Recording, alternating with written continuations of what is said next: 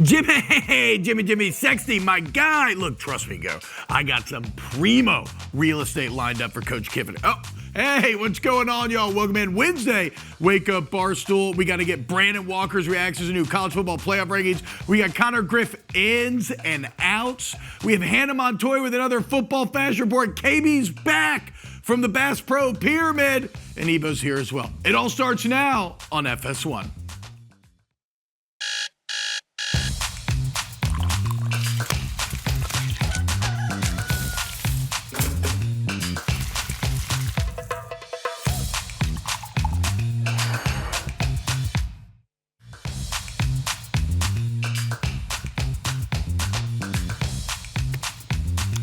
What a blessed day it is. Welcome in another edition of Wake Up Barstool. It is Wednesday, and we are live from Chicago, Barstool Sports headquarters here in Chicago. Very excited to be here. We got Brandon Walker, Ebo, we got Connor Griffin and KB back from a work trip.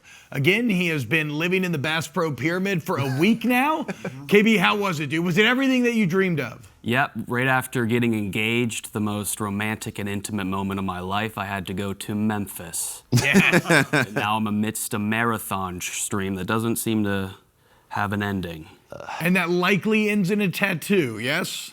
Yes, I might have to get herpes simplex 2 tatted to my upper thigh. Well, you could get waxing gibbous or waning gibbous, which would be kind of cool. Or Heinrich Himmler. We've exhausted every person, I think. Once again, congratulations on your pending nuptials. Yes. Thank you. Truly. Congrats. Truly a huge thing. Okay, not a lot of enthusiasm from you guys there. I'm excited for KB. Yeah, for sure. I am as well. I'm excited for today's show, guys, because we got a lot to get to. Wednesdays are always a lot of fun. Last night, the College Football Playoff Committee meets once again. Hunter Yurachek taking center stage as they give us a brand new top 25. And, well, boys, I'm officially declaring this not enough oxygen in the room week. Okay, it's here. Oklahoma winning kind of started some of these dominoes. USC winning in Iowa, USC beating Iowa in LA, keeping themselves relevant. There are just so many teams right now. And, oh, by the way, and BYU and Utah both making the top 12 here. And yet you have a Georgia Tech atop the ACC, currently out of the top 12. But if they win, they're in.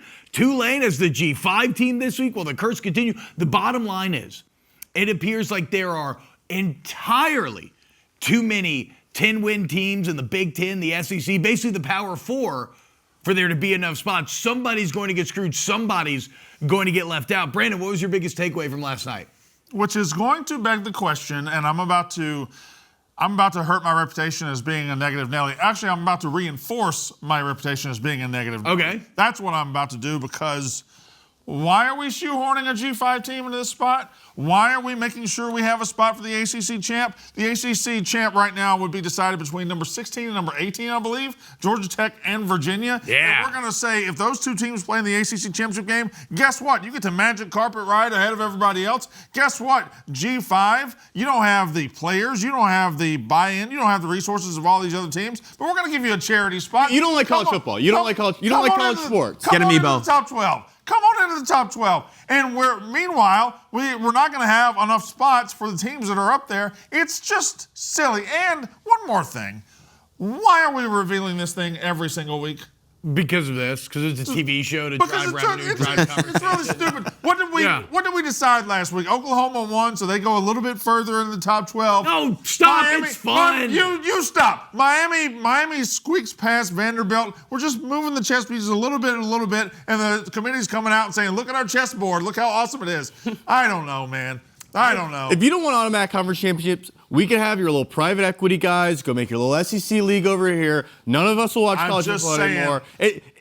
It's a representation of the whole of the What's it going to do for the G5 to squeeze somebody in there and get beat by 90? What does it do putting the A10 champion in the NCAA basketball tournament? What does it do putting the MEAC? That's a different thing. No, it's not. It's college sports. It's supposed to be a representation of the sport as a whole. It doesn't matter if they can't win the championship. That's fine. I don't mind them not being. I think I agree with that. Yeah, I think I agree. There's no other sport in college athletics where we go, you know what, like, screw the conference champions. We don't want to know what. That's they fine. look like. Also, we do pretend like we just want to know who's better and who's going to win on any given I'm okay day. with We your get proven stance. wrong every weekend. And frankly, JMU is the one team I feel like you could get up in there because what are they going to be? 11-1. They're going to finish 11-1. 12-1. A 10-2 Tulane, a 10-2. Whoa, Tulane has a better resume than JMU. A 10-2 it's anybody else. At that point. But we're just making them feel good at this point. That's all we're doing.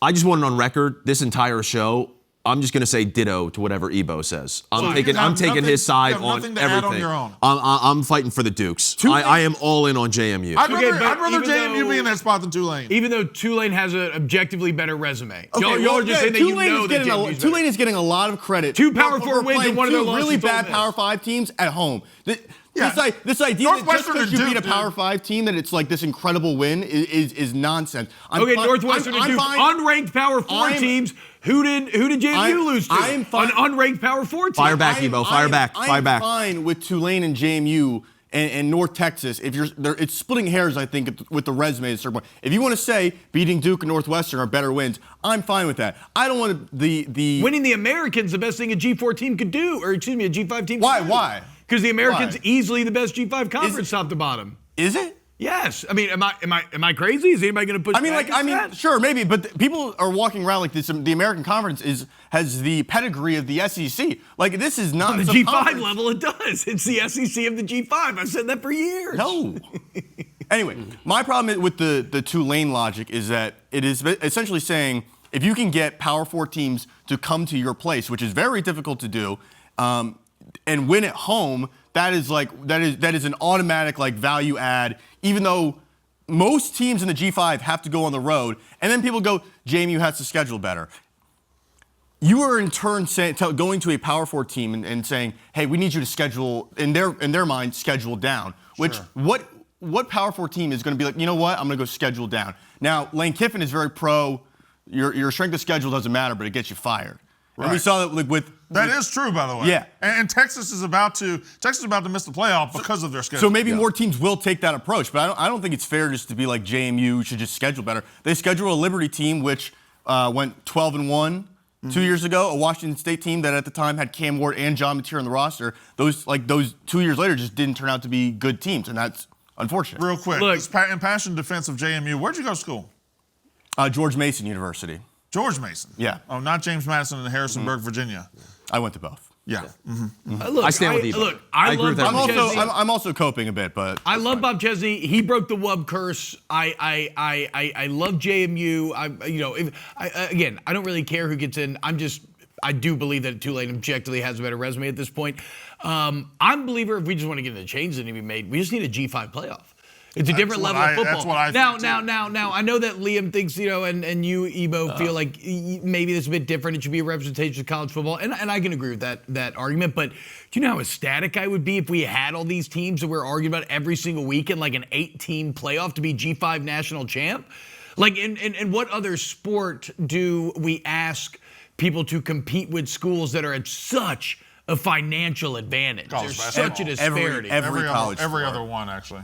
And also, but the other sports, sports are not as inherently resource and talent dependent. Like upsets happen more in basketball; they have more in baseball. It's more realistic. The playoff you're asking for has existed for. We've had college football playoff for decades and decades, and no one cares. The one crazy thing about FCS, no one cares. The one crazy thing about Tulane is right now. Their coach is going out there basically telling everybody who will listen how bad they are. Yeah, it's awesome. Listen, we're not one of the top 25 teams in the country. And how happy are you with JMU's coach being the coach right now that Virginia Tech hired James Franklin? You had to be a little worried. No, that's one Mark safe from one job. Okay. Right now. Yeah, but Chesney's going to Penn State. And then I have two of my guys two of my best guys at this company, Liam and Connor, trying to poach him right now. So yeah. I've never said anything about Chesney to Ebo. I'm still fighting for the Dukes. I'm worried about this year. I'm worried about JMU getting hold on. Speaking of G5 erasure, the producers are in my ears demanding that we talk about Miami Notre Dame. But it is a conversation I want to have. Because we are likely going to end up with 10-2 Miami and 10-2 Notre Dame. I don't know with how everything shakes out and how the playoff committee seems to be ranking Notre Dame.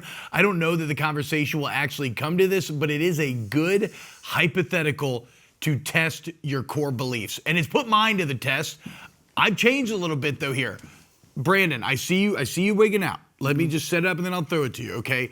Right now, it is my subjective belief that Notre Dame is a better football team.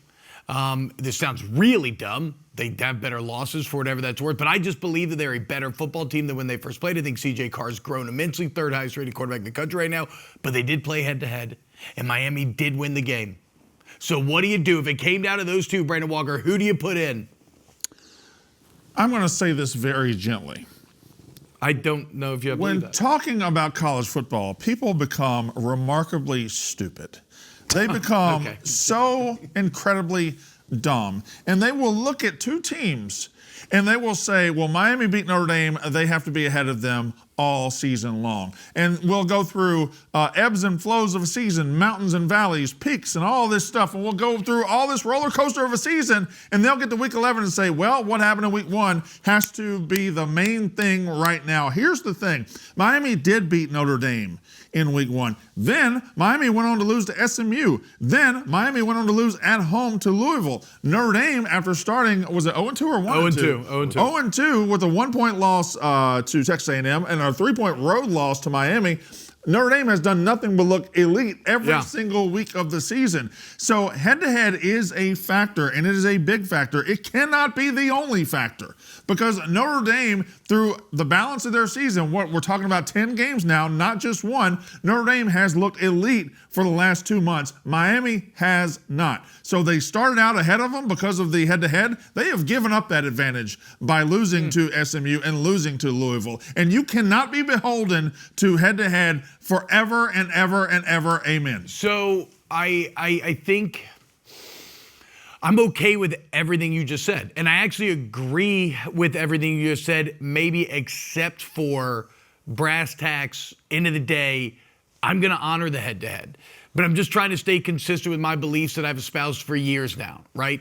I've sat here and say that the actual games have to matter. I'm someone who's advocated for an automatic qualifying system over all of this subjective nonsense. Because too often we convince ourselves we know who's going to be better, but even if you know a team is better in a 60-minute fight, anything can happen. We see it time and time again. So yeah, I'm going to stay consistent in my core beliefs here, and I'm going to say the head-to-head has to be the end-all, be-all.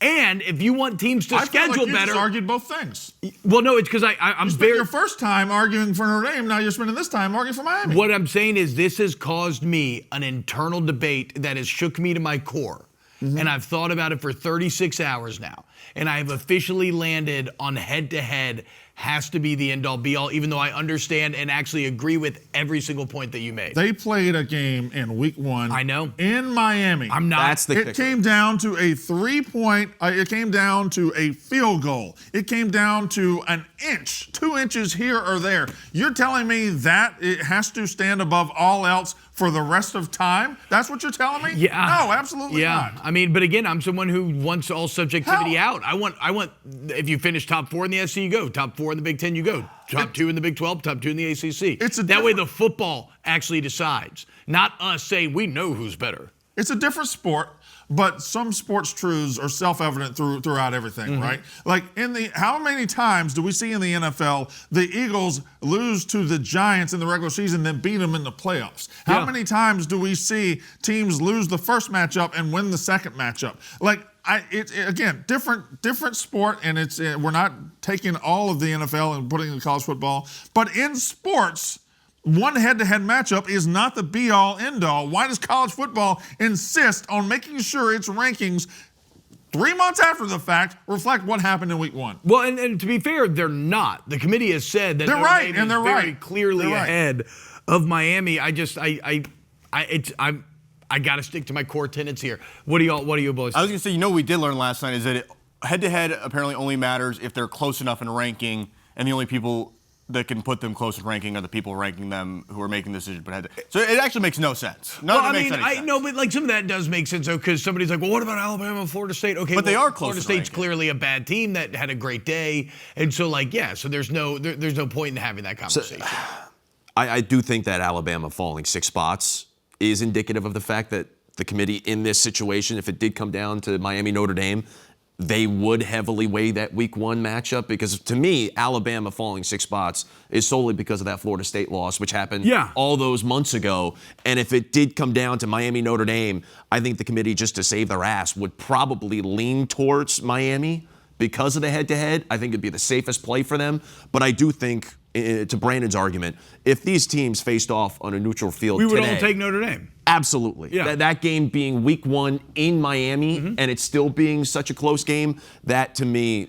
But we want teams to schedule well, right? We want teams to schedule hard teams. Correct. We got to honor them when they do and then when they win. But then. I think they should both be in the top 12.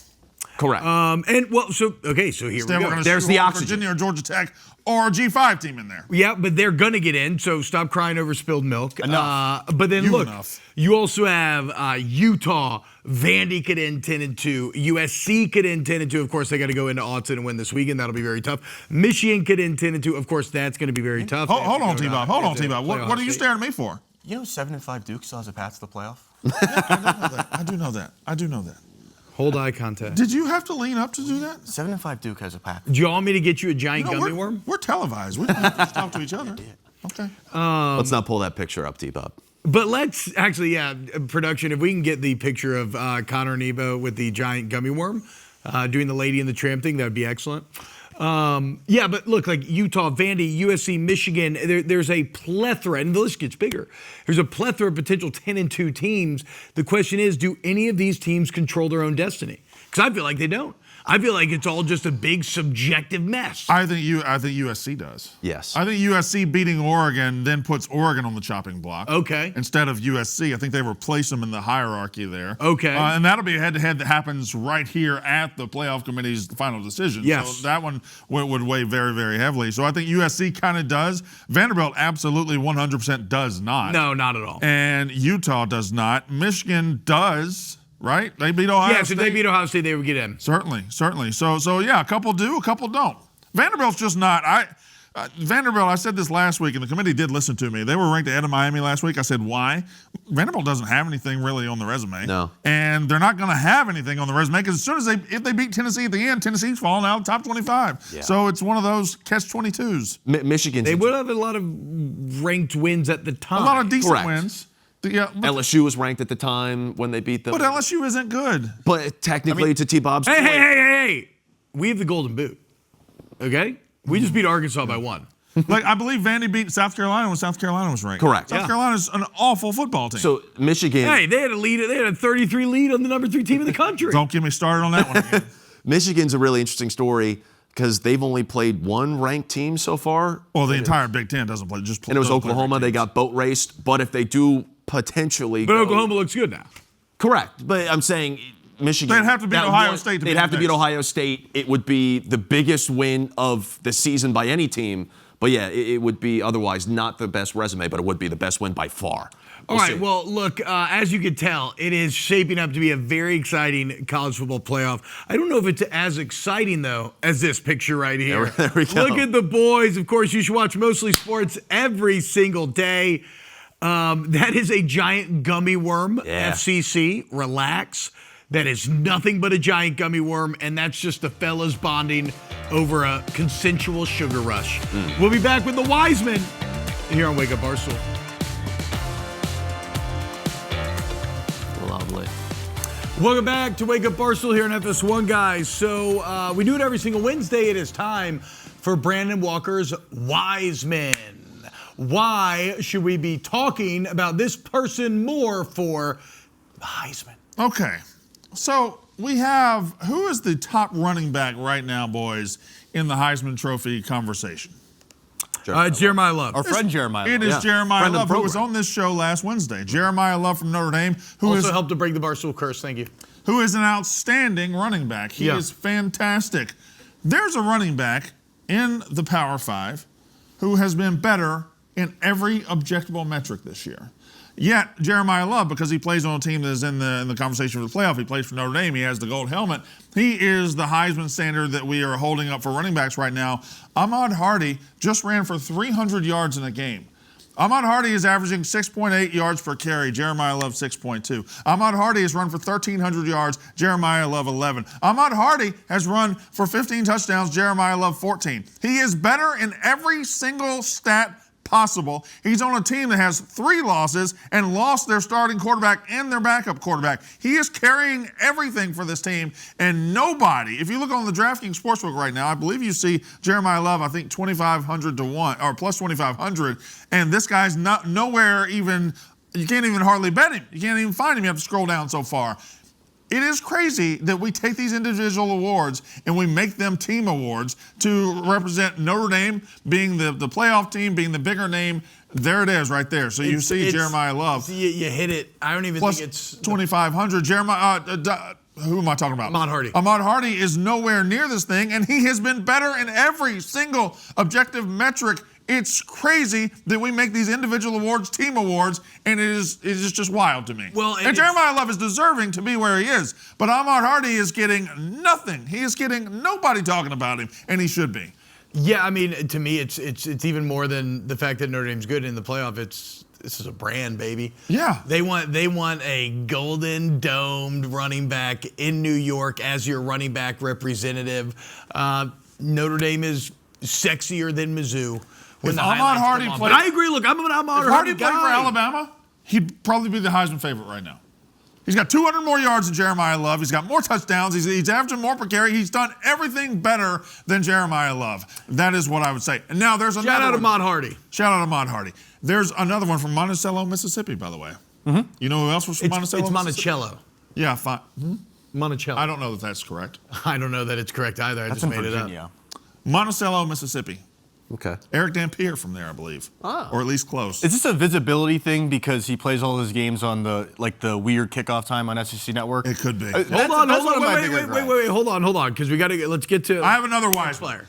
And this one, I want to tip my hat. This one, I want to say salute to you because Texas Tech has decided to make sure they're going to do everything they can to get eyeballs on their Heisman candidate. Yep. Who's not really even a Heisman candidate. He's on the fringe, but he is one of the best linebackers in the country, one of the best defensive players. Sorry. Jacob Rodriguez, as far as the betting, he's on the fringe. Yeah. So Jacob Rodriguez is their best player, and he is the guy, since their quarterback got hurt a couple times, that they are putting forward as, this is our representative. We are one of the best teams in the country. You need to be paying attention to us, and this is our Heisman guy. To do that, not only does he have 4 interceptions, he's got a boatload of tackles, he's got all the defensive stats, he's got all the storyline with his wife being a helicopter pilot in the military. Like, he's got everything you want. Terrific guy, terrific player, but they said that's not enough. And the other day, they gave him a carry on 1st and goal at the 1 or the 2-yard line. They're giving him offensive touchdowns now just to make sure he pops up there. Now, I'm not saying he's not a great player. He is. But Texas Tech is absolutely 100% saying, hey, we're going to do things to try to get him the Heisman Trophy. And I think that's brilliant by coaching staff. I think it's brilliant by a team. LSU did it a couple of years ago when they lost 3 times and they decided, hey, the only thing we got going for us this year is Jaden Daniels winning the Heisman. Let him score $1 million. And they were playing those bad teams down the stretch. Who was it that the next to last week they played somebody? Yeah, it's this week.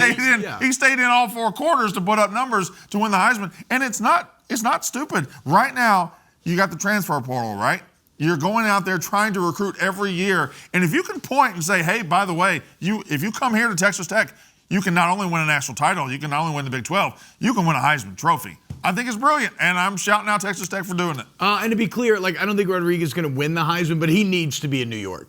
If you compare his season and when Manti Te'o finished second in the Heisman voting, he's having a better season. Well, that was one of those Golden Domer things. Again, but it is a storyline award, and what better storyline than Texas Tech in terms of representing the entire sport? This story's true. 7 forced fumbles is insane too, and his girlfriend is real and an American hero. I think his wife, excuse me, you're right. I apologize. His significant other.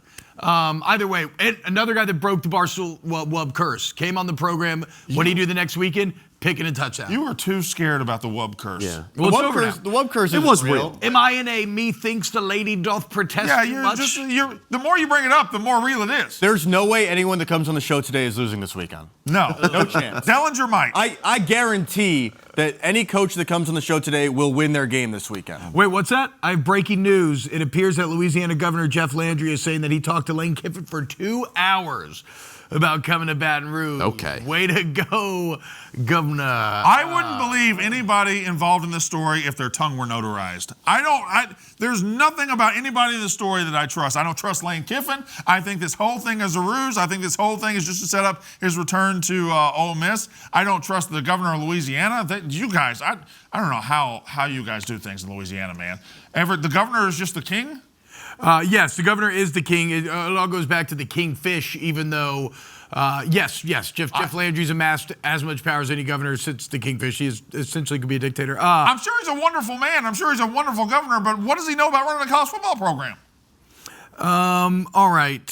So Matt Moscona, who I used to work with in Baton Rouge, very knowledgeable, very locked in to everything LSU, says that this is not accurate. Oh, good. Thank you, producers. Talking about, I don't. So here's what it is. A political fundraiser in Baton Rouge. This is a Peter Hamby tweet. At a political fundraiser in Baton Rouge, Landry said he spoke to Lane Kiffin for, quote, 2 hours about the LSU gig. He also joked that Matt Moscona knows more about the job search than he does, per source in the room. Matt then quote tweeted this, said, "This is not accurate.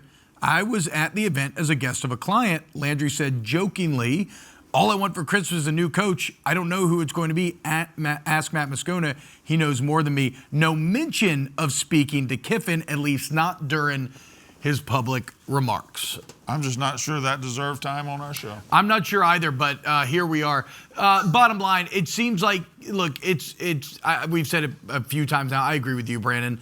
This just feels like a giant setup for the hero's return. Yeah, that's what he's doing. That's what they're doing. That's what Ole Miss and Lane Kiffin are doing. They're teasing Florida. They're teasing LSU. That guy will be coaching Ole Miss next year. It's a Brandon Walker guarantee. And I'd hate to look foolish on this. And probably to the tune of about $15 million a year. Unreal. Coming up next, we have Yahoo Sports Ross Dellenger, the man who's as plugged into college football as anyone in the country. Don't go anywhere. Look at that beautiful Chicago traffic. More Wake Up Barstool.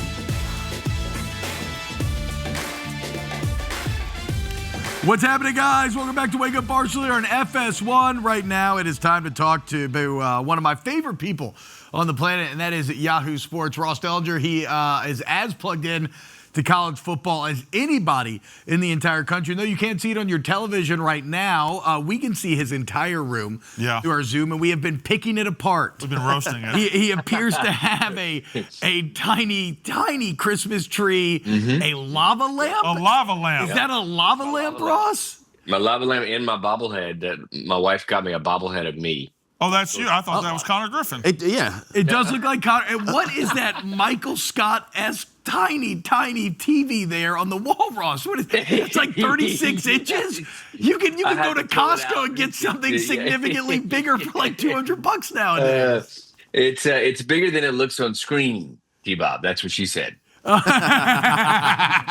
played. Oh, you son of a gun, dude. All right, let's get into some of these coaching searches or coaching decisions as James Franklin to Virginia Tech. It seems like there was some behind-the-scenes drama here. Ultimately, it feels like a great opportunity for both parties. What was the story of how this all came about?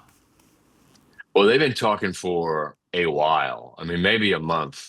Virginia Tech and James Franklin been kind of negotiating for several weeks. I think Virginia Tech gave him several deadlines to commit to them because they wanted to make sure they got their guy, and wanted to know if they needed to move on, right? And so I think he sort of broke through most of those deadlines. Finally, the latest deadline, which was Sunday, right? He finally committed. And I don't think it was any sort of coincidence that he committed a day after Florida State beat Virginia Tech down in Tallahassee. There was a real thought that the job in Florida State would come open if they lost that game. There's still a thought the job in Florida State will come open, and that he would have been a candidate for that. But did Knowles beat Virginia Tech, and so Franklin then decided to commit after 2 or 3 weeks of negotiations, sort of at Virginia Tech. So it does feel like a great hire for them, especially given the pool of coaches. I think I talked about it when I was on with you guys last time, but it's just a little shallow right now. There are more quality jobs open sort of than experienced quality sort of coaches, I think, and that's no slight on the coaches that are in the game right now, but that's just kind of the way it is because of this historic turnover that we're seeing. So for Tech to get somebody with that kind of record and experience and all that stuff, I think that's pretty big. And James, in all of his interviews that I've heard, right, has expressed frustration, maybe a little anger, chip on the shoulder about how things ended at Penn State. So it seems like James Franklin's going to be motivated, highly motivated. This is why there are professionals in this world and there are amateurs in this world. This is why there are respected journalists like Ross Dellenger and there's absolute idiots like me. Because me and Ross Dellenger just said the exact same thing about James Franklin. I said it a little more overtly leading up, whereas Virginia Tech had several deadlines. I think he's waiting for the Florida State job to come open, and Virginia Tech fans hate me. This professional dude comes on here, lays it out exactly like that, and everybody nods along like, that's a great point there, Ross. That's a fantastic point. I wonder if there's anything like bombastic or anything in your past that could maybe discolored this situation. Are you saying my approach? Yeah, I don't know. I don't know what it could be. You're like, we're all looking for the guy who did this. How could they possibly accuse me of this? Oh my God. Ross also looks infinitely more chill than Ross looks like a chill dude right now. Ross is giving off a chill vibes right now. That is true. Ross, okay, let's get to LSU then. The clown show continues. Who knows what the hell's real, what the hell is not. But right now, everything's centered around Lane Kiffin. Allegedly, his family touring Gainesville on Sunday. Allegedly, Baton Rouge on Monday.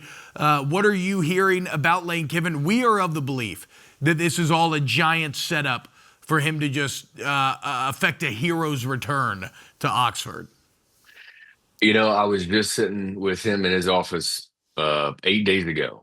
And wrote a story from that interview about how he is so happy. He's the happiest he's ever been in his life. He's the healthiest he's ever been in years. He's back with his kids. His ex-wife moved back. They're raising sort of the kids together now. He's got Ole Miss rolling. I mean, everything seems like it's really good in his life. And so he's got that, right? And then he's got these 2 offers from 2 sort of historic powerhouse programs that he grew up. He acknowledged this, right? That he grew up wanting to coach at. He seems to be having an internal struggle. At least that's what it seemed to me when I was in there. Of don't mess with happiness, right? At Ole Miss and keep going here. But do you pass up on jobs that you never in your wildest dreams would have passed up on, right, when you're growing up in football? And I think that's the debate that he's sort of having. And part of that debate, of course, is the fact that Ole Miss, call it an ultimatum, call it a deadline, whatever you want to call it, Ole Miss wants clarity from Lane Kiffin this week on the bye week before the Mississippi State Egg Bowl sort of preparation starts next week. And I don't know that they're going to get that, because I'm sure Lane would love to continue to coach his team in the playoffs. And there's an outside shot even that they get to in the SEC championship game. He'd love to coach that and then probably make this decision. But Ole Miss, and I understand what they're doing, they don't want to be left where their top targets to replace Lane Kiffin are gone by the time he makes a decision or by the time Ole Miss finishes the playoffs. So this is a sort of an unprecedented situation that we're seeing play out. It's pretty fascinating. I I don't know what he's going to do. I do not know. I have no idea. I don't know that he knows what he's going to necessarily do. Because I was sitting in that office, it didn't seem like he knew. And it didn't seem like anybody necessarily at Ole Miss or LSU or Florida know. There's a level of confidence at each of those places that he's going to stay or go to Florida or LSU. So I don't know. It's fascinating to watch. Yeah, Ole Miss can set every deadline they want. They don't matter. They're like, no, it's like James Franklin. They don't matter at all. They can set a deadline for next week, the week after that. If Lane Kiffin wanted to drag this thing out to March, Ole Miss would wait till March to try to get that guy to stay as coach. So they can say the deadline. They can say everything. I personally think this just seems like they're about to win the press conference. You go out there, you float some rumors to LSU, you say this, and then it looks like he chose Ole Miss over LSU. This guy, my Brandon Walker guarantee, Lane Kiffin coaches Ole Miss next year. I said it. I stand by it. Ross, is LSU going to have to pay Brian Kelly $53 million? They ought to. Well, I know you guys were talking about the Louisiana governor earlier, and I don't know how really involved that he is in LSU's coaching search, but he is really involved in the paying or not paying of Brian Kelly. And I think he is of the mind that LSU shouldn't be paying Brian Kelly $53 million not to coach, no matter what contract he signed that says so. So I think that LSU is going to probably keep on fighting this court, which is going to end up being a legal court battle. And I think there's faith from some people in Baton Rouge, specifically, again, the governor, that they will succeed in a Louisiana courtroom, because what Louisiana jury or judge is going to side with the now fired coach at LSU against the Louisiana's flagship state program. Oh my God, dude! What a mess. Ross, we got about a minute. What is the most interesting silly season rumor story that you're chewing on, working on right now, chasing down? Oh gosh. Oh man. I mean, there's so many, right? It feels like sometimes I'm chasing my tail with this job when you hear different stuff come up. I don't even know where to start. We heard a few weeks ago, T-Bob, the whole Texas stuff come out with Steve Sarkisian, pursuing NFL jobs or whatever. What I'll say about that is that we already are in a historic coaching market. If Texas were to come open, holy cow, look out. Wow. Real quick, last question. How'd you settle on a purple Christmas? How'd you settle on a purple Christmas tree? He's an LSU guy. Purple tree. That's purple tree. Yeah, that's my wife's favorite color. Go Dukes. You got a purple tree. It's a JMU Christmas tree. No, it's not a JMU. Ross is saying that he wants JMU in the playoff. Thank you, Nobody's Ross. saying it all. He has a lava lamp. Go Dukes. Bob Chesney, got to watch out. Bob's going to be in this coaching cycle here. Yeah, going to UCLA or Penn State. Yeah, Ebo, that relationship didn't last very long. I thought me and Ross were making Yahoo Sports senior college football reporter Ross Dellenger at Ross Dellenger. Again, guys, as you can see, nobody knows or is plugged into college football. I love you, Ross. Have a great day. See you guys. You look great, by the way. God, he looks good, doesn't he? Thomas plugged in. I told you the same stuff he told you. He just did it better. This guy. You're a boy who cried wolf. He just did it better. You're a broken clock. Even a broken clock's right twice a day, guys. More Wake Up Barstool on the other side. Don't go anywhere.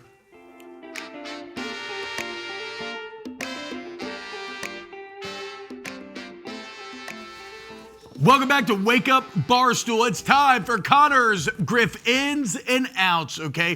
What are we bringing into the next week with us? What are we leaving behind? Connor, take it away. Thank you, T-Bob. Brandon, you're going to love this segment. That is my Brandon Walker guarantee. He's going to love this segment. Okay. Anyway, next up. So it means nothing. Correct. My first in. That's not true. I know. What we're taking into this next weekend and what we're taking beyond with us, it's hopes and dreams. Okay. Dream on, everybody.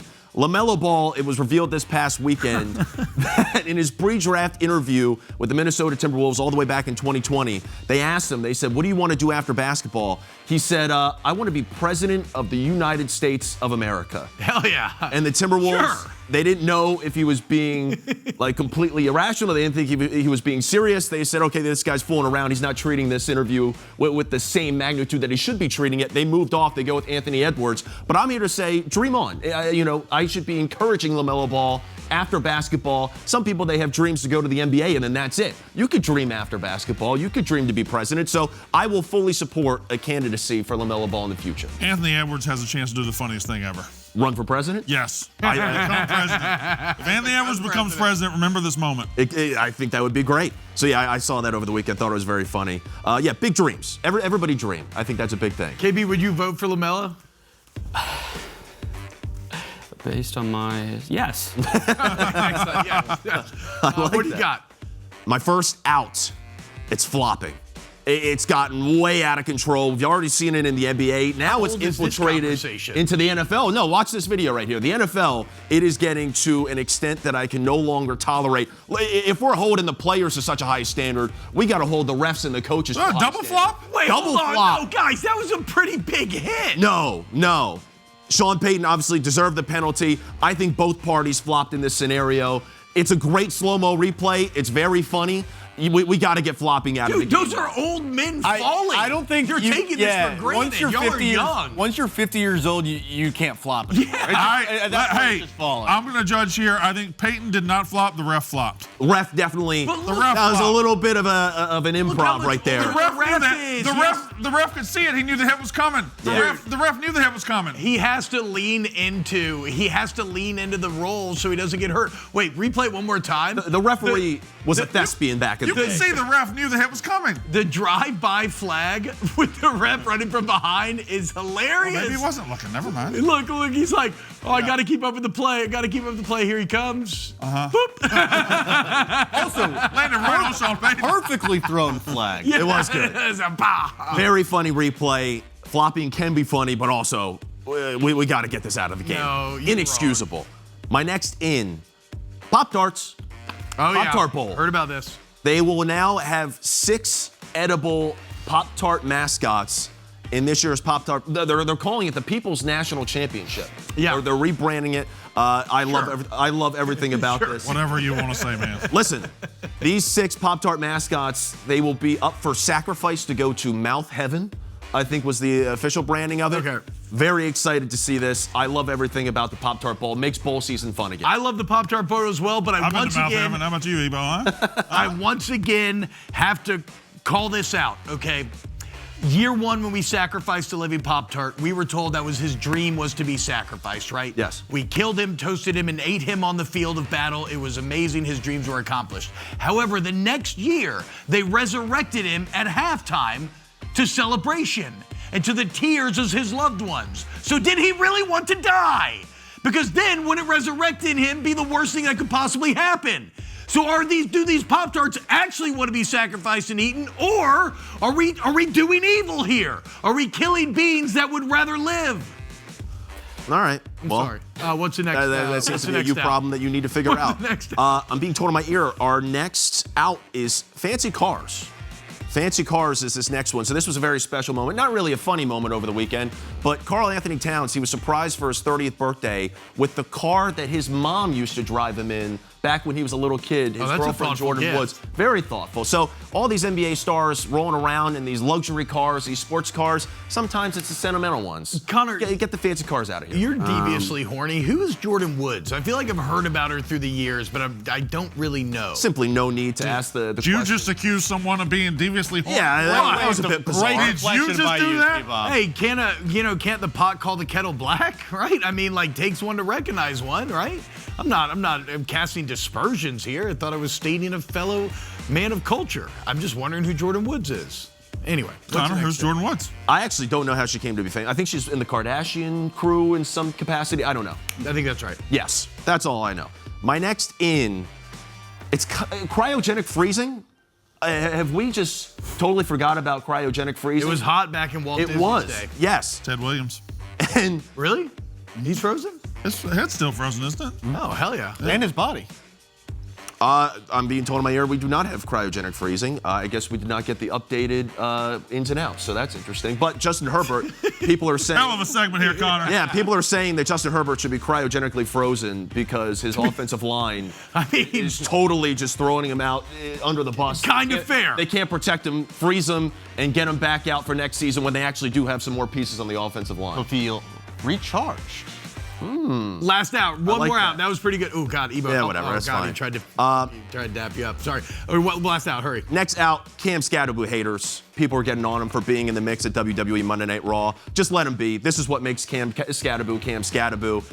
He's having fun. He was with Hasbulla over the weekend as well. Yeah. He's getting in the mix with Dom Mysterio and the Judgment Day. They're saying, oh, you're hurt. You should not be doing this. I don't care. It's Cam Scatterbu. Let him be Cam. I agree. Let Cam be Cam and let Wake Up Barstool be Wake Up Barstool. We'll be back with more. We got head coach of North Tech, Chad Morris, coming up. Eric Morris coming up next. Morris. I did a thing. Morris Freudian slip thing. What's happening? Welcome back to hour 2 of Wake Up Barstool. Right now, we are so pleased to kick it off with one of the hottest coaches in the entire country. That is the Mean Greens, Eric Morris. Coach Morris, what's going on, man? Thank you so much for waking up with us this morning. How we feeling sitting here at 9-1, man? Feeling good, man. Blessed to be here and excited to play Rice Owls this weekend. Yeah, and look, we'll get into this weekend's game, Coach. But first, because I don't think this is. I don't know how nationally known this is. Like, obviously, there's going to be a ton of coaching searches going on. I'm sure these storylines will start to become more and more prevalent. But you right now are the quarterback finder, the ultimate diamond in the rough guy. I mean, you have a lineage that includes finding an under-recruited Baker Mayfield, an under-recruited Patrick Mahomes, an under-recruited Cam Ward. You mentioned having John Mateer committed, Sam Levitt, and now Mestamaker, who I want to get into his story more specifically in a minute. But how are you? And I remember reading the story about you and Cam Ward and him coming in and be like, oh my God, this guy has a rocket arm. How are you able to see value where others are not? Yeah, I think we have a great process here, and we're committed to that process. And I think so many people, the quarterback recruiting happens so early nowadays, and everybody's concerned of what Rivals and 247 rates these guys, and are they bringing in a 4 or 5 star? Like, we don't care about that, and we like to look at some different qualities in a quarterback, and it's worked out good. You know, I kind of learned this from Mike Leach and Cliff Kingsbury back in the day, and we're a lot more patient than people. We don't care what they're rated. I think there's a lot to do with intelligence and how fast they process information. And all those guys you mentioned are different in their own right. They're really good at throwing the football. There's a lot of people that are good at throwing the football nowadays. But the ability to process information super fast is what separates all those guys. Well, and I mentioned Mestamaker, and it seems like you've done it again, Coach. I mean, he's a freshman. He's a top 10 rated quarterback in the entire country. I mean, 9 yards per attempt. He's pushing the ball downfield, 23 touchdowns, 4 picks. And I was shocked to learn this weekend. I'm hanging out with my old man. He told me this. He didn't even play quarterback in high school. So how the hell did Mestamaker end up as a freshman phenom quarterback in one of the toughest conferences in America?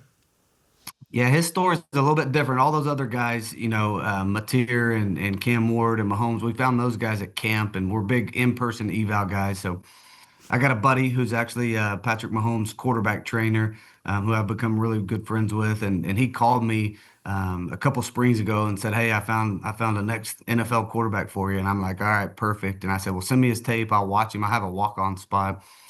And he started laughing. He's like, well, that's the thing. He's never played. And I'm like, come on, Jeff. Like, I couldn't play in high school. And so we actually brought him down and we watched him throw, big, strong, athletic, super smart. Had an interesting story on why he didn't start. So he came in as our walk-on. He was a 5th string quarterback that we anticipated being, kind of an arm for camp and the scout team guy for the year. And he just moved up the ranks in a hurry. We had Chandler Morris here at the time, who's a really good quarterback, and he learned from Chandler. He actually beat out 4 other guys to become our backup last year, a lot of banked reps, and then came in the bowl game. Everybody knows the story, and, had like 500 total offensive yards in the bowl game, and this kid just keeps getting better and better. Look at Drew. Coach Brandon Walker, the #1 college football media personality in the entire world. I have two very quick questions. The first one, I noticed that Masters flag up on the wall right there. Do you go to the Masters every single year? Because I go there, and would you like to hang out? I would love to, and I'm still pretty fast. I played slot receiver, so some donors took me. My job was when the gates open, you run as fast as you can, which you're not supposed to run. Yep. But they tell you no, and I'm fast enough, I can get by them. So, I aim in corner. I had the best seats every day for the whole group of 9 people there. I had chairs like this getting in there.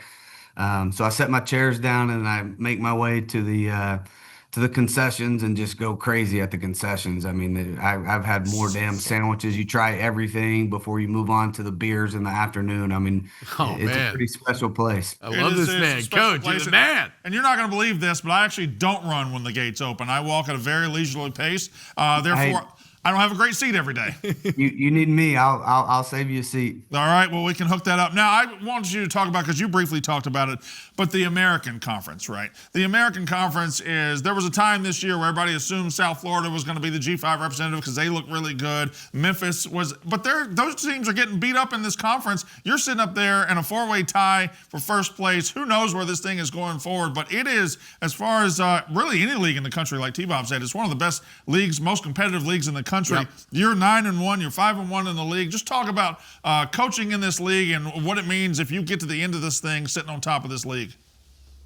Yeah, pretty cool. I think this day and age with the transfer portal and rev share and we're not a school that's definitely out there outbidding for people. So I think, in year 3 here, we found a formula that works for us, with a bunch of high school kids that we recruited and we developed.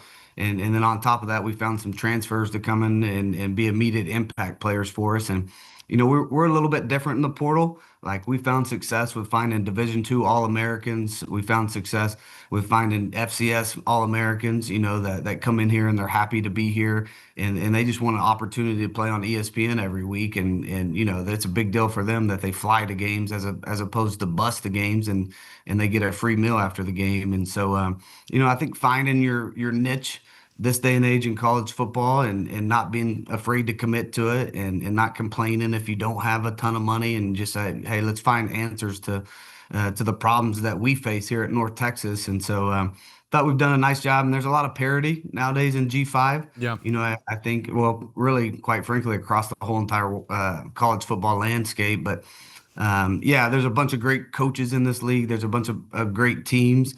And, hopefully we'll have a chance to play for it all here in a couple weeks if we can continue to win. Coach, you're a G5 guy. I'm a G5 guy. Last night, the committee comes out with their rankings. They put Tulane at 24. Some thought that you guys were up for that. Some thought James Madison. Some, obviously, Tulane. And they pointed to Tulane scheduling tough out of conference with Power 5 opponents or Power 4 opponents like Duke and Northwestern. I just was curious your thoughts on that, the feedback the committee is giving you there, maybe something that's a little bit out of your control in terms of scheduling. Just your thoughts as a coach in terms of that rationale and how you would approach it going forward. Yeah, I've lived this before. I was an FCS head coach. I took over Incarnate Word when nobody knew where Incarnate Word was about 7 years ago. And so, going into the playoff structure, they always they wanted you to play better teams in preseason. And once we did go on some of those deep runs, we were beating Texas State at the time and some of those teams. So I think who you play is important.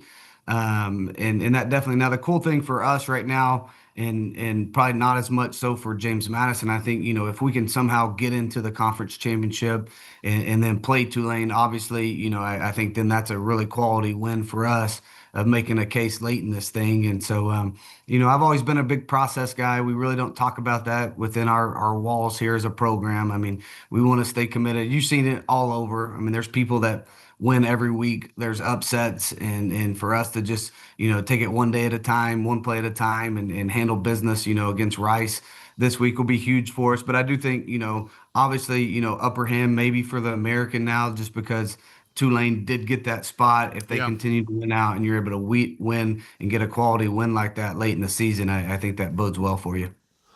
Hey, Coach, you touched on Coach We Leach? did. Sorry, we did schedule Washington State when they were P4. And There we go. Yeah, we talked about that. Yeah. As did we, Coach. As did we. We tried. I know. We're both in the same boat right here. You don't coach. I'm with Ebo. I'm with Ebo. You don't coach this man. I tried, Coach. But Ebo, his nickname was the Elf in Yes. college. So I'm a short man, Coach. You got to have that in common. All right. Sorry. Get back to your question. No, it's totally fine. You talked about Coach Leach a little bit ago. You obviously played for him. I think I see Leach over your left shoulder behind you. Yeah. What did you learn most from Coach Leach, and how do you take the lessons that you learned from him and apply it to how you coach this program at North Texas? Yeah, I think the biggest thing is everybody saw his personality and how quirky he was, and that's what people remember about him. When I think back, like Leach was a really militant leader, the way he led, and you had to be tough to play for his teams, and so I think just the structure and the accountability and the discipline that you have to play within this game, I think is huge for you. Leach actually gave me the nickname Elf when I was a senior. Pretty funny story. We were playing good ball and bad ball after every game. If you did something good, he'd point it out in front of the whole team. If you did something bad, he'd rip your ass in front of the whole team. And so there's a play against Oklahoma that I made a play to win a game, and I dipped underneath a linebacker. And when he paused the video, I looked tiny on the film. This linebacker was 6'4", 240 pounds. I'm 5'8", 165 pounds, dripping wet, and somebody in the back screamed, "Hey, it's a midget!" And in only Leach fashion, he thought on his feet as good as anybody, and he's like, "No, midgets cannot make this play. Only magical creatures can, and little magical creatures are elves." And so fast forward a little bit, the next Thursday, we're like maybe 8-0, 9-0 at this point in the season.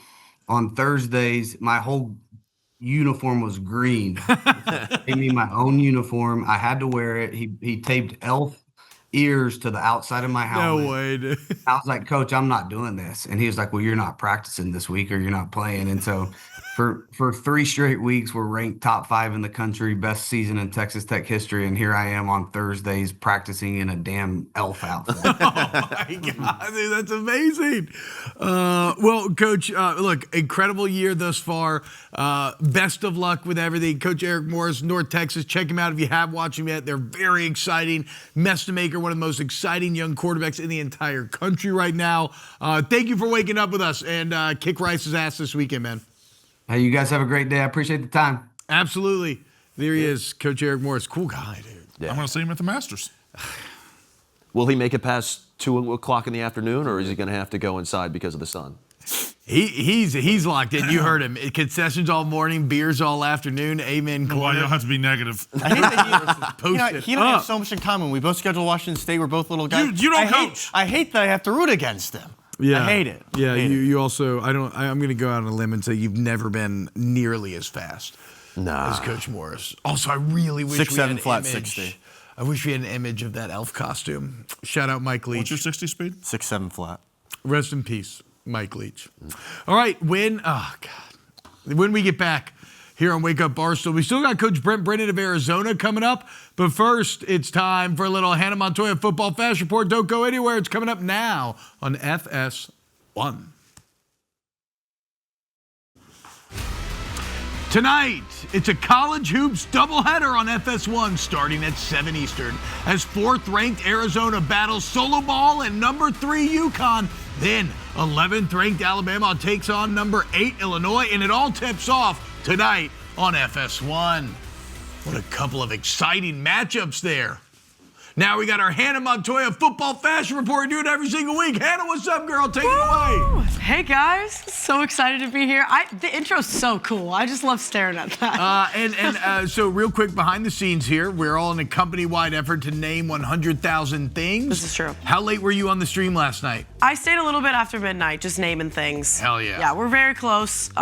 Making it. No, they're We're not not very close. We're about No. 40% done, and we're 40 hours in. I did notice the title changed. Not close at all. Is it still 100,000 or is it No, matching subscribers? We have to match subscribers, which is 70,000. We're on pace to fail by 13,000. Okay. Great. KB, where could people go subscribe if they wanted to make it harder? Subscribe a new Untold Story on YouTube, please. Yeah. There you go. Go sub to the channel, guys, and make them get tattoos. Subscribers are going up. That's good. It's good. That's good. It's good. Yep. I've been sleeping like a giraffe. I feel like I'm getting hazed by Ken Jennings. It's just an absolute nightmare. All right, Hannah, what we got? First fit of the day. Starting off with Jalen Hurts, he's got a custom Wheaties fit on. I feel like this is awesome. You can see on the back, we've got the number laid out, which is so ridiculous. I want to know what you guys are thinking about this. I feel like this might be a little boy thing that is this his box of Wheaties, do we know, that's sewed onto the pants there? Oh my God, maybe. I actually didn't even see that. It's low effort. Low effort. It's low effort. And maybe a PR package. That is him. That is him on the Wheaties box. Yeah. You know what? That jumps it up. That's I didn't even notice that. This is incredible. and the matching beats, the orange beats. I mean, incredible is a bit of a tasteful. stretch for a sponsored. That's my quarterback. That's Connor, my quarterback. what could Jalen Hurts have worn not to get a 10 from you? Like your skin? Oh, look, that's Connor in the window right there with his arms raised up. That's Connor. That's my quarterback. Let's go. Keep the main thing. I'm going 7. I love the fit. I mean, Brandon, you know, our age, being on the Wheaties box was a massive deal, right? Yeah, but at some point you got to grow up. But this is, but it is sponsored. So I'm going to take away a little bit for that. But shout out Jalen Hurts. Are you accusing me of having a room full of nothing but collectible Wheaties boxes? I don't think you've ever eaten one Wheatie. I've never had a Wheatie in my life. But Exactly. they make you strong, right? Isn't that the whole thing? That's I don't think you've ever funny. done anything sponsored or gotten free stuff either, huh? Your next one? Okay, moving forward, we went through. Cowboys actually posted a whole edit of everyone on their team. We've got Kenny Clark.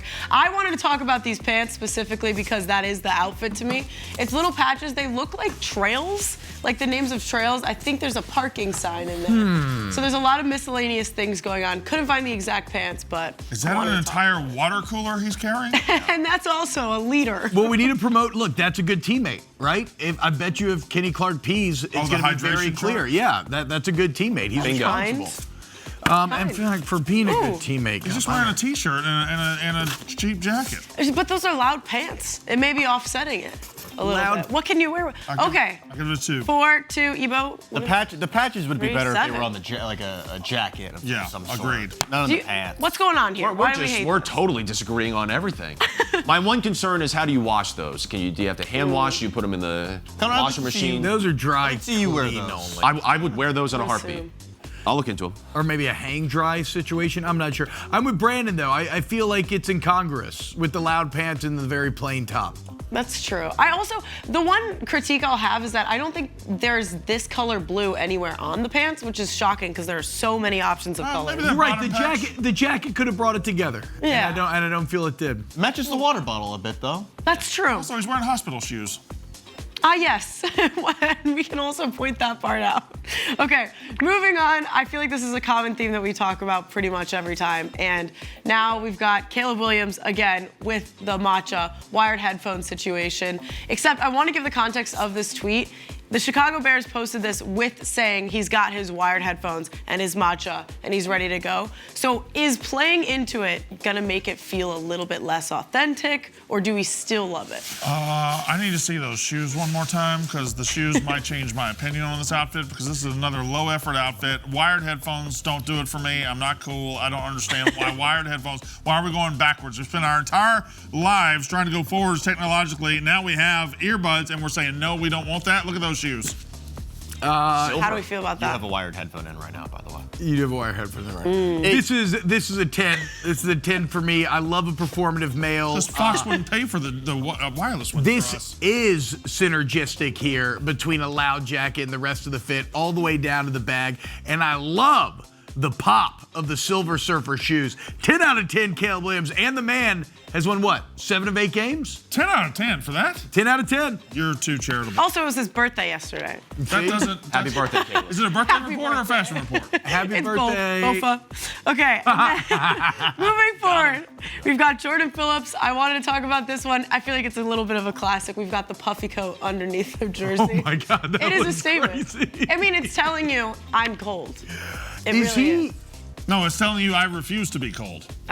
Wait, so I came prepared. Yes. This has to be Resourceful. like anti-Buffalo Bill, right? I mean, aren't you? If you're a Buffalo Bill, aren't you supposed to be like shirtless pregame. That's acting if you're like playing, though, right? Well, he is playing. He's got leg pads on. No, this is pregame. Yeah, but he's got. Oh, I thought this was like he wasn't healthy enough to play. He's not going to play, so he's just wearing his jacket. It's pregame. I kind of thought that too, Brandon. His legs are. But he's got leg pads on. He's got pads on. Did he play Sunday? I believe so. Not that.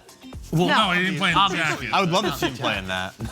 If he played in the jacket, I'd give him a 10. As it is, I give him a 5. As he's walking down the tunnel, you can see other players with just arms. There's arms out. Yeah, that's what I'm saying. Here. That's what like Buffalo Bills. But how would he have warmed up in that? He didn't warm up in that. I don't know. Nothing makes sense. No, he doesn't have cleats on, but why would he have leg pads on? Jordan Phillips, you have really broken my brain here.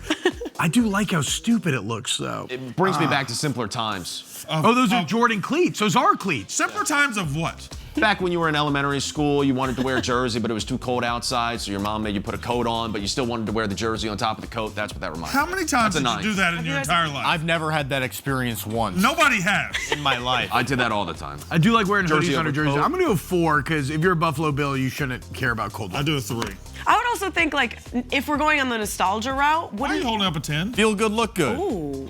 What were you saying, Hannah? I was gonna say when you're a little boy, I feel like little boys are always it's not that cold. It's the opposite. I don't know. True. That's- Exactly. Kids don't feel temperature change. Frankly, that's disgusting. Okay? You think so? That's profiling all of us men, and we're not all like that. Do men get chilly, KB? I have another thought, though. I think cold weather football should be a different sport. I don't think it's a test of the same game when you're battling frigid weather, 10-degree weather. I think it's more of a toughness competition. I want to see players at their best, especially when the playoffs are happening. I don't want to see them in Buffalo playing in a blizzard. What is the That's perfect why, temperature for football? It's like 38, 42? No.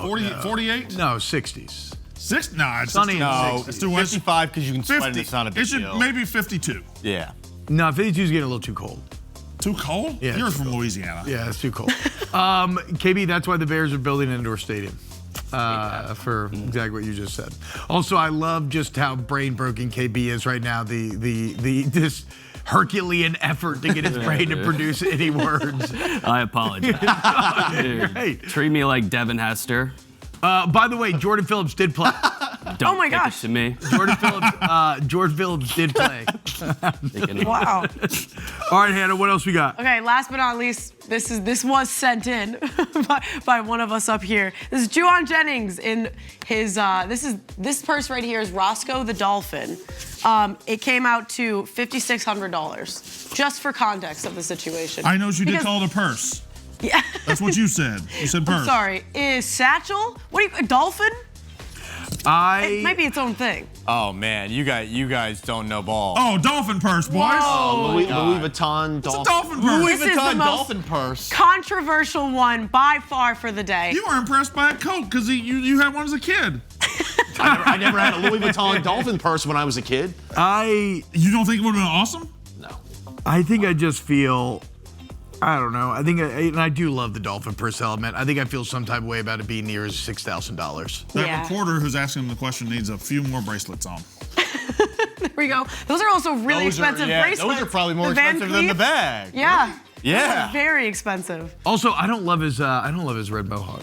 We don't. That's also does that count as an accessory at a certain point? It has to. It very much clashes with the strap. I'll say it looks like Lava Girl. Yeah. Oh God. Shut But up. I do Robert like it. Rodriguez. Naming the dolphin I think goes a long way. That's fair. Maybe I'm being a Personifying bit it? harsh. Maybe I'm just. I'll go up to a 4. Buy my wife- Whoa. I'm gonna go buy my wife a dolphin purse right now. For $5,600. All right, there it is. Hannah Montoya's Football Fashion Report. Hannah, thank you so much. Everybody check out the Micropod as well as everything else that Hannah does. Very, very talented. Coming up next, we have Arizona head coach Brent Brennan. See, I got the Brennan right this time, although you know he's the first cousin of Colt Brennan. Why did you hit me? I was doing like a friendly tap. Ow!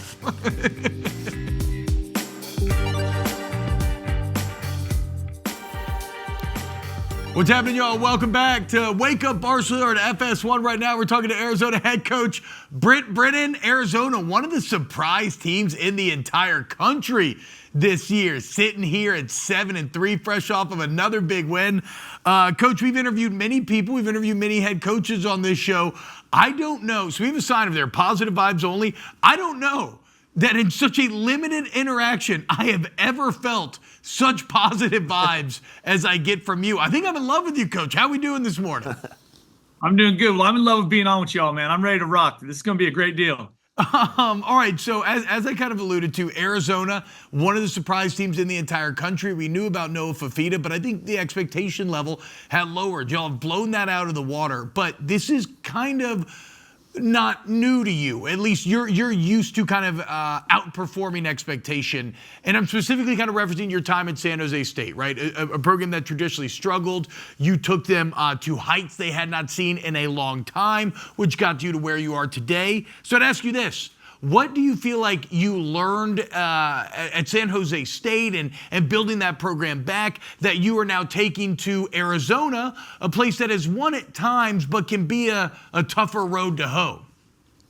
Well, I think for starters, I think is that you can do it anywhere. I think any place has a chance to be consistently successful, provided you have the right alignment with your leadership, your campus president, your athletic director, and then your coaching staff. And we're in a great place that way. And we had that at San Jose. And I think, part of changing expectations is starting internally and changing expectations with the players and the coaches and the people that surround the program. And, we've had a lot of history doing that. And, I love where we're at right now at Arizona. I think we're making great strides. And when you're in the middle of the storm, like the biggest thing, you just got to keep moving forward.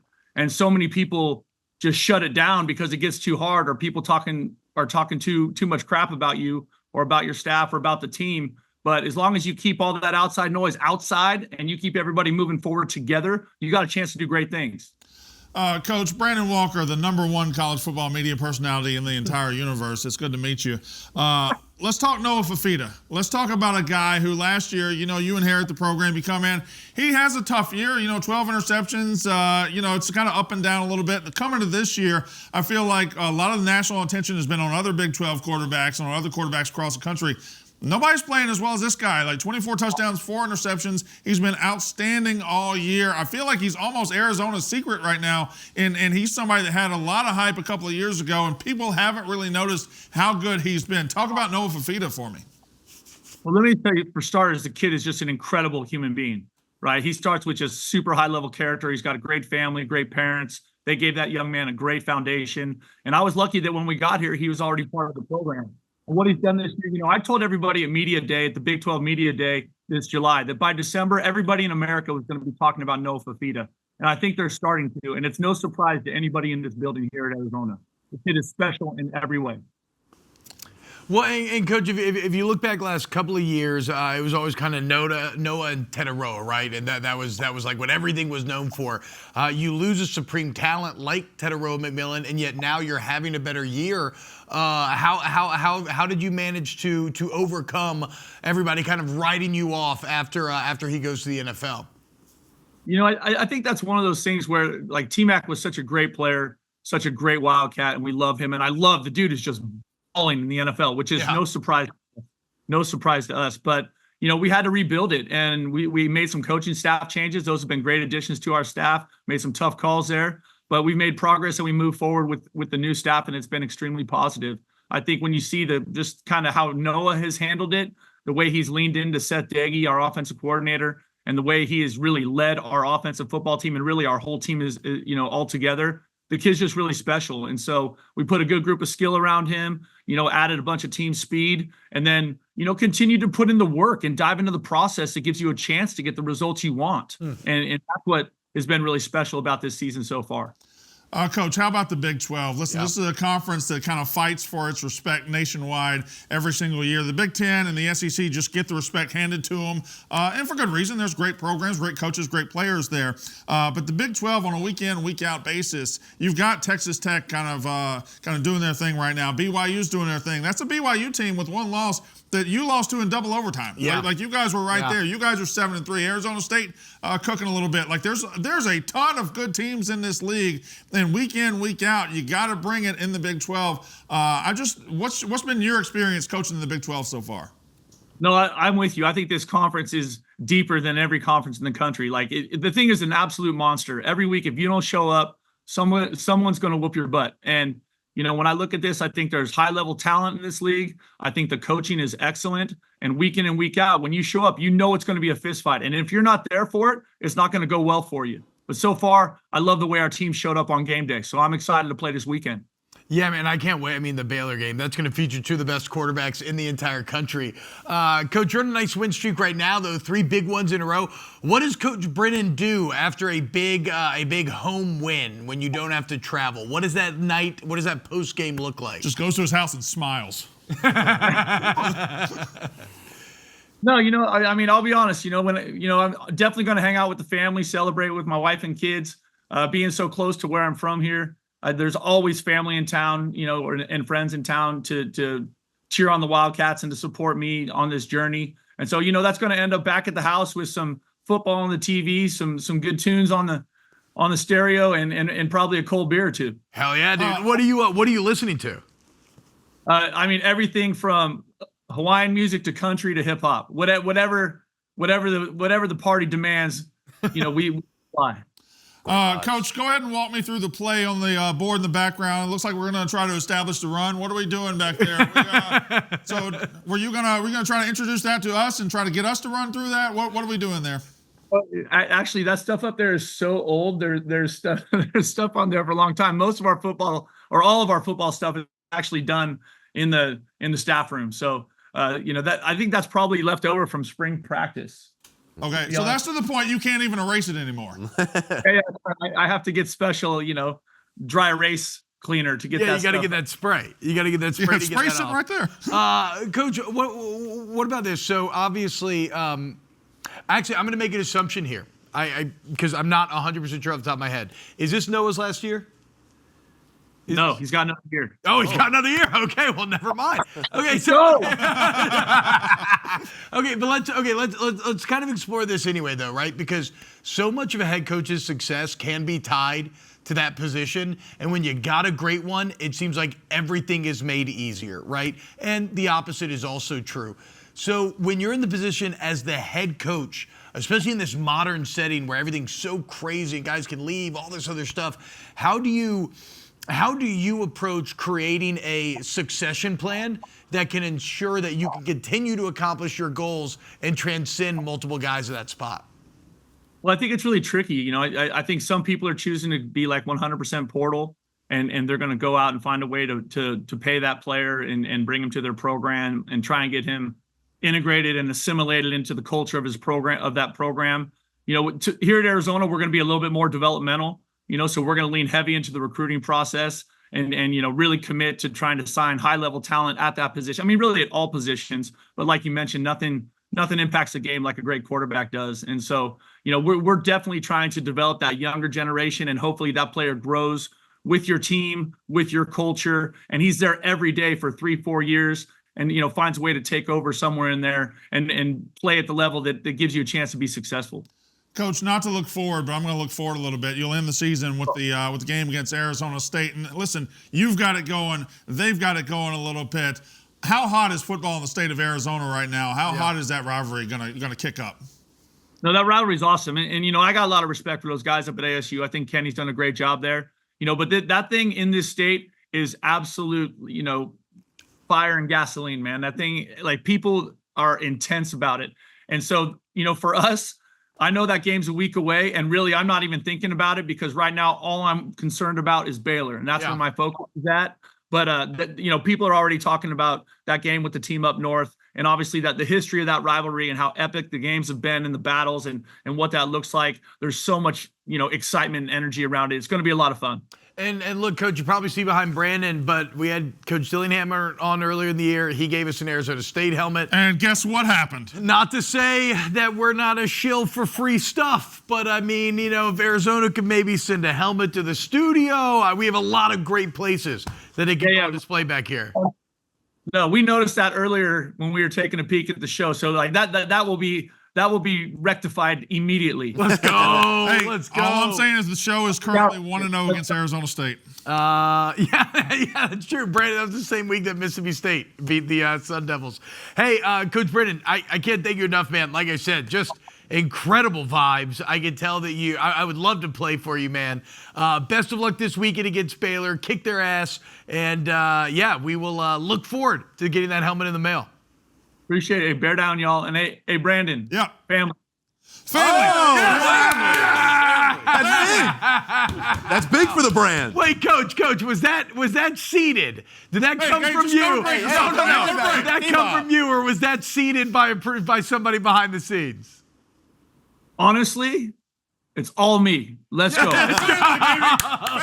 Break. Brennan. All right, go to break. When we get back, we got Stu Feiner giving you his best plays of the week. And don't go anywhere. It's right here, The Source on FS1. Suck it, T-Bob.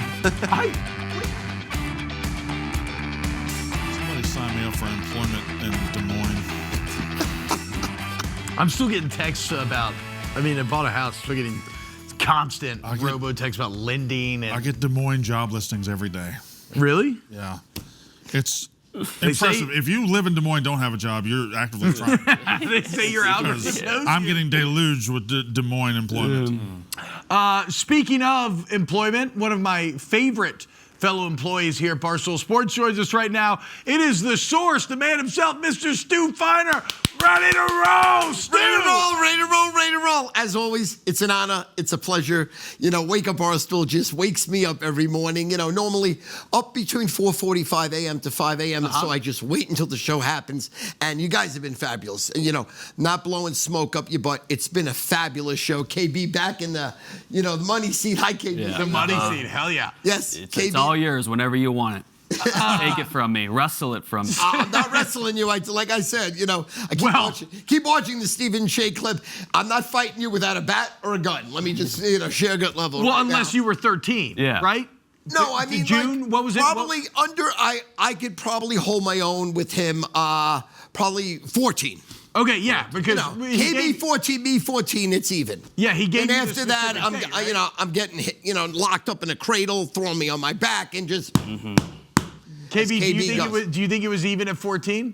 I would have had you twisted up like braided challah on the streets on Abbott Street in the snow after a game of shirts and skins football. A lot of people said that. I put legs in you. You ain't going anywhere. You ain't doing anything. You're holding on for dear life. I put that half Nelson in. You're screaming, Mama, Mama. Stu Feiner, the king. Would have turned you into Strazza Preti.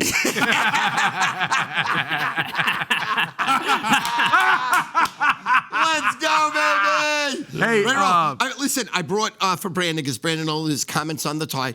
I whipped out my SpongeBob tie for today, Brandon. Yep. Not sure it's legal to wear on TV, but okay. And you got to show us the suspenders. Give the camera a little peek under the curtain. Give the camera a little peek under the curtain, guys. These are loud. Oh, yeah, guys. That's how you do it right there. You look like you're about to seat us at a chain restaurant. Kind of friendly. Oh, how many do you have? 4? I feel like you're going to do a prop-based comedy show. You got 4, right? I can't remember. You have 4 kids. Yeah, way too many kids. And then I'm a little hungover from, How was the 15-15-30 last night? The Barstool After Dark Challenge. The Barstool After Dark. Let me tell you something. You're standing up for 5 hours. You're running around. You're doing these silly things. And it's really, it's really on the body. Very hard. My neck is sore. Yeah. My legs are sore. My stomach is sore. We had to try to eat like an animal and then lose weight. I'm running up and down the gym. Couldn't do anything. I took maybe 30 free throws and I made 1. Mm-hmm. 1. I might be the worst basketball player. Wait. But look at this right here, guys. Do you know how hard this is? The perfect throw, dude. Nailed it. It's the only sport I'm good at is baseball. I was the catcher. It was me and Johnny Bench. Really, it was what it was. Yeah. And but it was listen, it's amazing. And they took all the punishments. mince and tape, whether it was, just crazy things, lemon in your eye. And then, wait, didn't Tate have LASIK or something in lemon in his the eye? chat kept saying, listen, it reverses the LASIK. He said, I don't care. I don't care. It was so funny. These mouse traps, but it was hysterical. It was one of the funniest, most fun I've ever had my clothes on. It really was. It was great. It felt part of, to be honest with you, it felt the most part of being with the company that I felt in a long time, because that is I was down and yes. dirty, I was getting humiliated, I was getting embarrassed, and I didn't care. And the chat just absolutely loved it. They were screaming, they were yelling, I was playing with the chat. That was I can't shoot a basketball. Is this the made free throw? I don't know. You should have gone granny style, Stu. I was gonna do Rick Barry underhand, I guess. Yeah, that's what I mean. Yeah, do the Rick Barry. Really dribble a couple more times. He doesn't warm up, man. Yeah, you're right though. After Dark does feel very. You get that. It's like what's going on with the 100,000 Things stream right now. It's great for. I know it sucks for you, but it is great for like company camaraderie. It makes everybody come together over a shared goal. Good Kyle teamwork. might quit today. Yeah. I feel like there's other things aside from long-form torture that men can bond over. I think we can really just hang out. Listen to music. Just kidding. No, that's not. It's kind of in the same. Weird. It does bring you together more, and there's elements of it that are uniquely fun in ways that nothing else can be. We talked about it with Harry Styles, KB. Long-form torture is in. People that used to be hedonistic and crazy, maybe have some sort of addiction, they just replace it with ultra marathons and whatnot. And what are you? What is this if not an ultra marathon of the mind? It is, yeah. Exactly with the naming things. When did we talk to Harry Styles? No, remember Harry Styles had like a ridiculous marathon. He faked time. his name to run the marathon. And KB made the very salient point that it seems to be very hip right now for people to go from living all crazy to then just being insane about working out. Sure. Yeah, he ran close to 3 hours. Actually, you're kind of in that same vein, Stu, aren't you? Like, I feel like when you do anything, you go balls to the wall 1,000%. 100%. I'm either black or white. I'm either, an Olympic athlete or, Frank the Tank. It's like pretty much that's how it rolls. Shout out Frank the Tank. I didn't take a shot at you, but I did. No, I did. Stu, can I just say something? What are the odds on Frank the Tank going out, seeing the Devils, Jack Hughes, on his birthday, and getting hurt for 8 weeks? I mean, that is an actual curse. You can't make that up. That is surreal. Injury. It's absolute. When I saw his clip, I said, that's got to be performative. And it wasn't. It's unbelievable. Yeah, and Stu, we all know that you love Frank. I mean, I would die for him. You spent our entire Jeremiah Love interview telling us how much you love Frank. I felt so bad for Jeremiah Love because it was like deer in the headlights. He's like, who is this guy? This was not scripted. Please let me out of here. Hey, wait, did we get a report? How did Frank like Notre Dame, though? I haven't heard. Loved it. It was one of the best days of his life. Literally, he was so overwhelmed with the love, and they treated him like a king, and he deserves it. Yep. I mean, when I met him almost 10 years ago, I thought he was going to die. Like a week later, my family, everybody was like, this guy's going to die. We're going to put him in a hospital. We're going to put him in a rehab, for like one of those 6-month rehabs. Like they used to have these Duke rehabs where you'd lose like 200 pounds. And, transformation's absolutely incredible. It shows you, anyone could do anything if you put your mind to it. That's right. Shout out Jinx really as well. Shout out Mikey Betts. Shout out the entire Frank Enterprises. Yeah. All right. Best plays of the weekend. And again, guys, shout out Barstool Sports Advisors, the funniest gambling show that's ever existed. Stu, best plays of the weekend. What we got? And I'm going to just say one thing about Barstool Sports Advisors. Yeah. Next week is our Thanksgiving edition, where if people don't know, we spend like $1,000, put a Thanksgiving meal out. Could really, probably go to, feeding a third world country. Instead, I dump all the food on my face. I rub it in my face. I rub it in my nose. I hug out a turkey, put it up my nose, and it's, it's just one of the funniest things ever. I saw you snorting a turkey this morning. I put the turkey right up my nose, and at that moment, always last 3 years, Big Cat and Jersey Jerry gag, and they throw up. Last year, Jersey Jerry threw up on set. Literally on set, threw up. It was amazing. It was like being at a Caligula meal. Yes. Speaking of hedonism. All right. So, go. If we want to get lucky, maybe, again, you always lose money gambling, like we talked about. If we want to get lucky, maybe we hit it big this weekend. Maybe we get ourselves a Thanksgiving meal. What should we play? Okay. Let's go with tonight, by the way, because a lot of times, as you guys know, as I've stated always, I'm best 30 minutes before the games go. Yep. You know, picking in advance, I'm pretty much useless. 30 minutes before the games go. So if I can give some selections for tonight, we got 2 college football games on the card. I like Buffalo plus the 2.5 against Miami of Ohio. All the sharps early in the day are hammering that game, and I think it's a really, really sharp play. I also love Central Michigan tonight, minus the 8.5 against Kent State. That should be like a 30-point rout, and I think that will be an extremely high-scoring game. So for tonight, you ready to roll? You ready to play responsibly always? I would hammer Buffalo and hammer Central Michigan, and sprinkle the over on the Central Michigan-Kent game also. Saturday, very tough card. I mean, very, very tough card. I've seen very little sharp money so far, but let me sprinkle a little sharp money here. It looks like they're going to lay the number with Iowa minus the 16.5 against Michigan. Okay. They got that projected as like a 24-point route, so you got, a touchdown plus to play with there. So the sharps are all over Iowa against Michigan State. I'm sorry if I said Michigan. Then also, the money is very, very heavy right now. Sharps on Oregon laying the number against USC. That's a great game. That's going to be a phenomenal game. It's going to be phenomenal. A lot of suckers are playing the USC side, but sharps are all over Oregon right now. And another real sharp play right now that's coming in is Texas minus the 8.5 against Arkansas. So the 3 sharp plays right now are Iowa, Oregon, and Texas. Problem is, it's Wednesday. So come Saturday, these could flip. But right now, it's where it is. Well, and I wanted to bring that up, a little, sausage making behind the curtain here. We were talking about the TCU pick last week.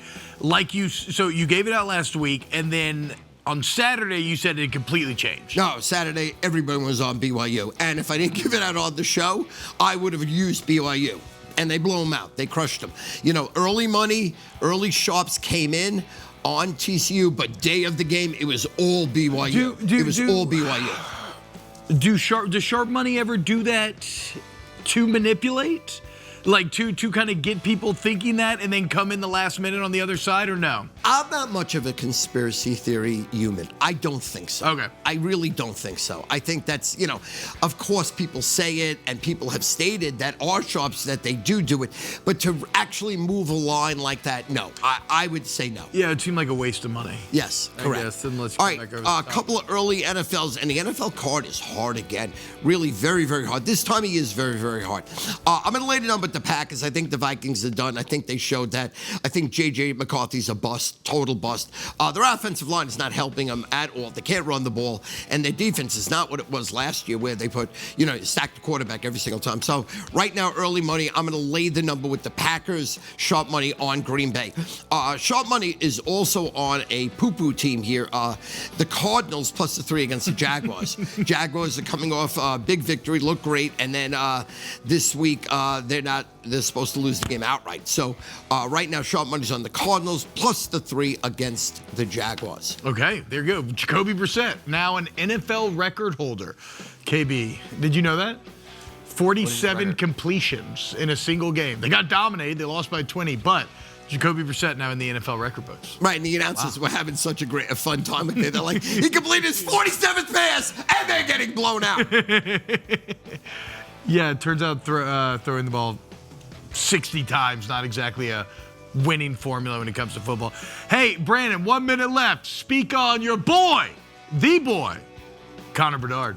Incredible. Hat trick yesterday. So was Macklin Celebrini. 2 hat tricks. The future is now in hockey. 2 superstars that are taking off right before our very eyes. We're at the ground floor of 2 of the best careers we've ever seen. Watch it. Enjoy it. And congratulations to Alex Ovechkin for breaking the goals record again on Tuesday. And guys, congratulations to Mostly Sports. They'll be on right after this. And also Brent Brennan, a member of the family. Stu Feiner, wish he was a member of my family. KB, welcome back. Best of luck with the rest of the stream and with your impending nuptials and impending tattoo.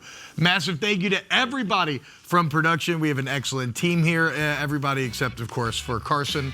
And you know what? We love you. We hope you all have a wonderful day. We'll be back with more Wake Up Barstool tomorrow. Don't go anywhere.